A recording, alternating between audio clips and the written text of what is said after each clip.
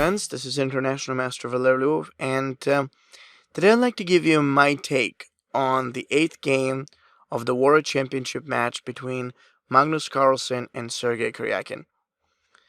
This game was by no means easy for either of the players, but I could say that it was most upsetting for Carlsen, who lost a very critical game just 5 games before the finish of the match, and essentially made that by simply blundering in calculation. So how did that happen, and why Sergei's strategy proved correct since the very beginning of this match, when he chose to apply this more of a defensive mechanism in his games? We're going to see right now. So let's take a look. After the moves of d4, knight f6, knight f3, d5, white played e3, which is the Kolotsukertor variation, and I wouldn't call it the most efficient opening for this level. I mean, when you're playing on a high level, you'd usually want to have something that's a little more tense and a little more tactical or threatening. So this definitely doesn't prove to be one. But on the other hand, it's got good, beats. It's an easy development, so I suppose that Carlsen just wanted something that was just easier. Okay, so after e3, black played e6 here, and after bishop d3, black played with the move of pawn up to c5. Now that was actually quite interesting. After c5, white plays b3, as he intends to develop his bishop on the b2, fixes his further development with knight d2, queen e2, short castles, and so on and so forth. That doesn't actually look so bad if you think about it. It's a lot of different candidates and a lot of different moves that white is intending to go about. So let's take a look. After that last move, then black plays bishop b7, short castles, bishop b2 and b6. As you can see, his whole development is based on the idea of just bringing out the knight, getting ready for queen e2 and knight e5. Black wants to do the same, more or less. He actually just wants to focus on setting up his own bishop, making sure everything is right, and yes, it does feel good for each player, mostly for black because he's got no trouble in this position. Now after that last move, b6, white played d6 to the c, and I have to admit that this is not a very promising variation. Now, the pawn on d4 is considered a stronghold. It's one of the most important pieces that need to be there, and having that pawn up, it actually makes a lot of sense to keep it there and to try holding a good command. Letting it go just doesn't look anyhow natural. The pawn on d4 makes change in order to open up the bishop, and eventually white is attempting to, or will be attempting to, open some lines and resources. But truth be told, there isn't too much that this move really brings to white. So the idea is that right after that move happened, white continued with d6 to the c, knight d2, and queen e2, just setting up his development in a very natural way. I wouldn't like to say it was great, and I wouldn't like to say it was bad. It just felt alright. Yet, as white is supposed to look and achieve or enhance much better strategy, as opposed to reinforcing some early exchanges that just take away a lot of qualities from the position. So that wasn't too perfect, for sure, I have to say. And, considering what actually comes next, I'd like to admit that whatever happened simply wasn't so great for white. Let's see what went right and what went wrong next. After the move of queen e2, black played knight b to d7, and then white advances with c4. The position stands out quite symmetrical, very similar to the positions that happened in some earlier games. Nothing so special is going on, and nothing so bad either. It's just more of a symmetrical type of game, so different possibilities can go for each player. after the move of pawn to c4, of course, white's ready. He'd love to advance with his rook and get his pieces in play, so that actually made sense. Next move was d takes to the c. I have to admit that, black's idea to exchange doesn't bring anything great to his position, yet he isn't really looking for anything great. All that black is looking for is an easy way to simplify the position and make sure that there is really no way for white to take any huge advantage. And really, there's just not a whole lot more to be expected. He just wants to exchange, open up the position, give himself a little more freedom and flexibility for his pieces, and then there's more. But for now, this looks actually quite good. So after that, knight takes to the c4, queen e7, white played a3, and knight d4. Okay, so Carlsen's intention to just bring over his pieces around the center was were really good. I mean, like, he's definitely getting that knight over. He has the possibility to think about both rooks developing on the c1 and d1, and it made good sense to just arrange those pieces in such a way so that they can have good value. And so white did it. Black played the move of rook after the d8, and this was a perfect time for white to continue with rook to the d1, rook a c8, and rook a c1. Both sides have naturally placed their rooks on the open files, but now what? Obviously, Carlsen has this square and the possibility to advance maybe with e4, e5, but then black is actually ready to challenge. So I have to admit, there's nothing special going on. So the question, now what, is simply answered by there's nothing big that will actually take place or happen in a good or bad way. It's just all equal. It's all even. Well, I mean, after black moved that knight right down to f8, white picked up to play with queen e1. I would say that this wasn't one of the most perspective moves in the position. I mean, truth be told, there were many different moves, but then it's just like you don't want to go backward like that. So backward kinds of moves don't help.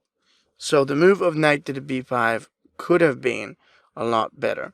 Just bringing that knight up there, having this very strong development.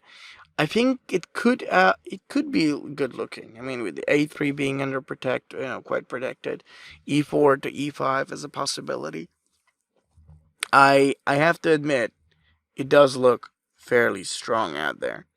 Now, looking at this type of position and resource to follow, like especially with e4, e5, it doesn't look bad for white, but there is a problem. It takes too long to arrange this whole thing on the king's side. And by the time white takes all these moves to deliver it, I think black will have a very easy way to confront and prove us wrong in one way or another. So actually white played, in this case, queen e1, knight g6, bishop f1. Now I gotta admit that with the last few moves, white didn't bring anything to the table. He didn't bring any advantage, he didn't bring anything good. I guess what he wanted to do was just to take it easy, risk nothing, and similar to the previous games, go for an easy draw, or if there's an opportunity, achieve more. But, it was obviously not the best approach. So what black did was knight g4. It was going forward in order to advance and quickly move ahead on the king's side. So white picked up to play knight b5. And that was perhaps a little bit of a dubious move. I think that what was a better idea was maybe a bit of a queen e2. So in case the black knight moves back, there could be an exchange, recapture, knight b5, to at least fight against these strong pieces, including that knight on g4. The move knight b5 felt a little lazy, and so black plays bishop c6, driving it back. So this would seem like a position that, really doesn't create any problems to anyone. So white played a4, bishop d5, and bishop d4. So what are we seeing here?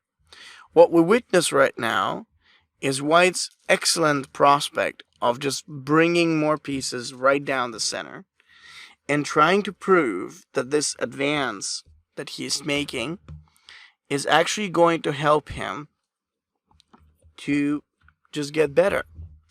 Does that mean it is going to get, or it's not going to get better? It depends. But in my opinion, actually after that move of bishop to the d4, things don't look so bad. Now, what is going on in this position?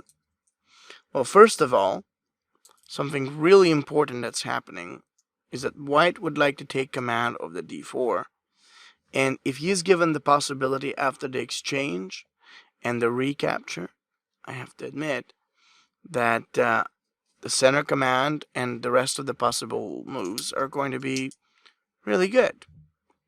Well, after bishop d4, black plays bishop takes c4, rook takes the c4, bishop takes d, rook takes the exchange and retake, which I think was a really good call by Karjakin, who realized that the only one who can take advantage is actually, at this point, it is white. So essentially making more exchanges just makes things easier, a lot simpler and better in a way.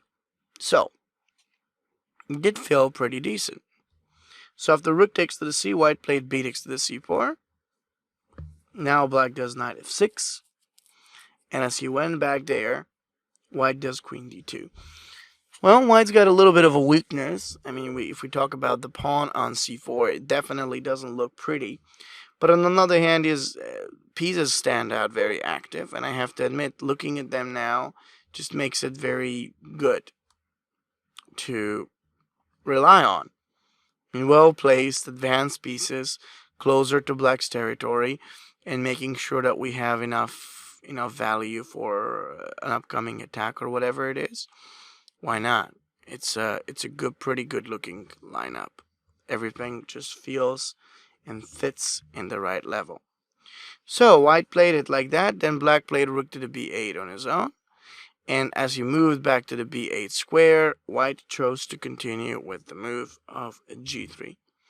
Right, that's not too bad to do. g3 sets up for the bishop to the g2. We have the opportunity to move along so that diagonal helps. And then white is actually being great here. He has a lot of things to prove, and most of them are right.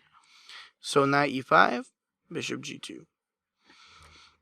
So the game continues to be very static. There is no real advantage for either side. Both white and black are more or less maneuvering and taking their time to prepare before anyone strikes. So, is there going to be a strike? Well, there could have been. For example, if black played knight to the d7, here, white could have taken advantage of the e5 or the c6 square, which would cause quite a bit of an uncomfortable task for black as his knight is hanging. Or if he goes back there, there would be just a lot of problems, starting out with g4 or even e4, and then black is under a very severe pressure. So he played h6, f4, knight d7 here, and white tried to still use the knight, although this time he realized that an exchange in d7 is going to make black fairly active. So that's why, hence white played the move of knight c6, and now a little h3 prophylactic move. I have to say that this wasn't at all that necessary move, but there is this thing that I believe Carlsen was just a little bored out of all these draws, and he just wanted to keep the potential and the possibility to win. Now, it's not to say that it's a bad idea. I don't think it's a bad idea, but, just h3 gives black active opportunities. There are positions in which you can try to win because you're just better, and there are positions that we actually call that you can force the game, and oftentimes the result is quite the opposite. I think this is exactly what happened in this game. After h3, black moved knight c5, and when white moved this king back, black took the pawn. Now you may be wondering, why did white actually give away the pawn? It doesn't look like there's anything going there. Well, the reason is because he wanted to attack. So you transferred the rook on the d8, g6, and queen d4, thereby just making certain problems against black and as he has to defend. I mean, you could see if the knight moves away, there would have been rook d7 with a threat of knight e7 check, and that's quite painful against the black king down there. So he had to move the king to defend, and this was the first major mistake by Carlsen, c5, a big mistake. The move was made in order to kind of provoke black to take the pawn, but I'm not exactly certain as to why it was made. Perhaps I suppose that black, Carlsen thought that black would take with the b pawn, which after queen to the d6 would have really given an advantage. There's now queen c7, a chance to attack f7, and it's great, but then he simply missed that black can take it with the knight. And now, instead of playing a clearly easy and winning move, like queen a4, moving the queen along, so in case of queen takes to the b6, knight d7, black stabilizes the position and clearly wins, as he'll go push that pawn. He played queen d3, which allowed a simple and very sweet tactic by Carlsen. Knight takes to the e6. Knight can't take because of the queen. And then there's the check, and queen takes f6. Now, with two counter blunders, I suppose the game was meant to be a draw. But I think that Carlsen overestimated his chances a little bit more. And as the game progressed, he played f5 to open up, took on the pawn. Now, apparently, black cannot advance too quickly, as he might lose his own pawn. He moved the king. And then there was the move e7. Now, I think this was the second mistake, and it was more of a dubious move. The pawn was an asset. Using it there to hold black down or provoke him to use some of his pieces to come back to taking it would have been a good shot for an attempt to hold the pawn, keep black more backward, and try to win. The move of e7 gave away the pawn far too quickly, and thereby I think that white can't win no more. The worst move was queen e6, though. One of the biggest things when you play such a position is to realize what are your chances. Evaluating the position objectively can help you to take the best or at least the most optimal decision in the circumstances provided. Right now, white didn't take that. I believe he was thinking that with his queen and with the fact that he's a pawn up, he could try to win. But in reality, that just didn't happen. It's not quite like that. See, being in a good position is not a bad thing. But basically being in a position like that you're looking at and you're trying to figure out how to how to push could get you in trouble. The move of queen e6 made white get close with his queen, yet the queen is working alone. It cannot possibly impose any real danger against black's position. And that's what actually happens in the game. After queen e6, black plays h5. Now we realize the main trouble. The main trouble is that whatever white does in this position, black is likely going to move his queen around, activate it, and win, as he's controlling this diagonal, and there's nobody to stop the a-pawn. What was most interesting is that any other move just doesn't seem to stop that. The black knight f7 and queen c3 to b2 and a2 maneuver seems almost unstoppable. So Carlsen played h4 in hope that maybe at this point he could activate the bishop, and then he realized that with the h4 move he just made another weakness, the weakness towards his king. It was in its own way another blunder, but obviously he would have lost the queen in the game. There's just nothing else to do. The game is already too difficult. Even in case of queen a6 here, check, king h6, black will use his knight to set the problem. And if white plays e5 as an only way to look forward to his bishop, you realize that h4 will be played, which is actually why white played h4. If, however, this happens, black wins this, or maybe he can just play it, in fact, this was probably white's best chance, I think, of what he could have done. But then again, he loses because black will play queen a1 here and a2. So at the time when the bishop comes, white is a move too late. It's going to be lost. Even a move of h4 doesn't work now because black could still play queen b2, and white is a little too late as he can't move the bishop. It was a bit sad to see Carlsen make so many blunders in the game, and more importantly, misevaluate his chances. But I think that one of the most important lessons we can take from this game is that if you're going to exchange or shift the position in a major way, you have to always be aware of how much you risk. What are your chances in preparation? And do you really want to do this, or you'd prefer the safer route and the safer candidates? This is International Master Valeri Lilov with my annotations on game number 8. I do hope that we'll see a lot of bloody fights in the next games, so stay tuned, and I'll see you next time. Grandmaster Damian Lemos. First of all, I hope you enjoyed this video.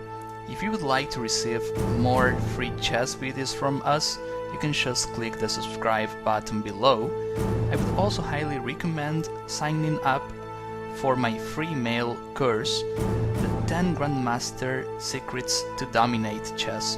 During this exclusive course from onlinechesslessons.net, I'll share with you my own Grandmaster shortcuts to effective attacking, defending, and growth hacks to improving your chess without complicated books or memorization.